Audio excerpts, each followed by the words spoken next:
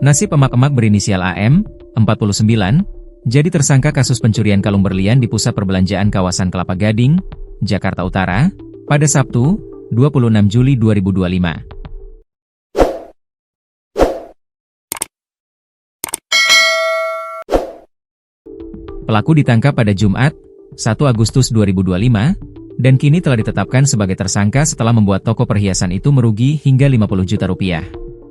Jadi setelah kami tangkap di tanggal 1 Agustus 2025 itu pada hari Jumat, dan statusnya saat ini sudah menjadi tersangka, ujar Kanit Reskrim Polsek Kelapa Gading AKP Kiki Tanlim, dikutip Tribun News, Senin, 4 Agustus 2025. Pengungkapan kasus ini berawal dari laporan salah satu toko emas.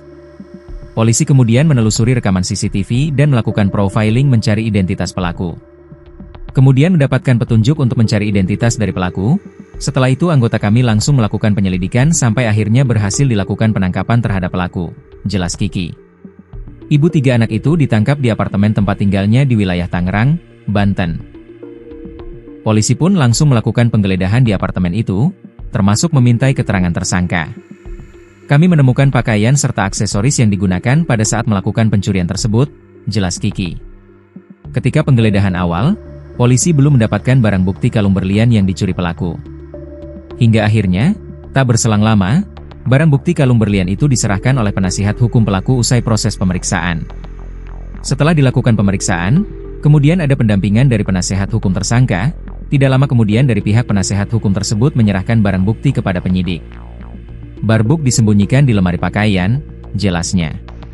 Polisi menyebut pelaku berstatus ibu rumah tangga dan sedang mengurus perceraian.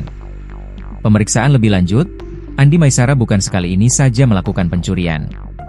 Sudah pernah terjadi juga di Bogor dan Surabaya, hal yang sama, ini sudah ketiga kali, ujar Kiki. Atas perbuatannya, pelaku dijerat pasal 362 KUHP tentang pencurian dengan ancaman 5 tahun penjara.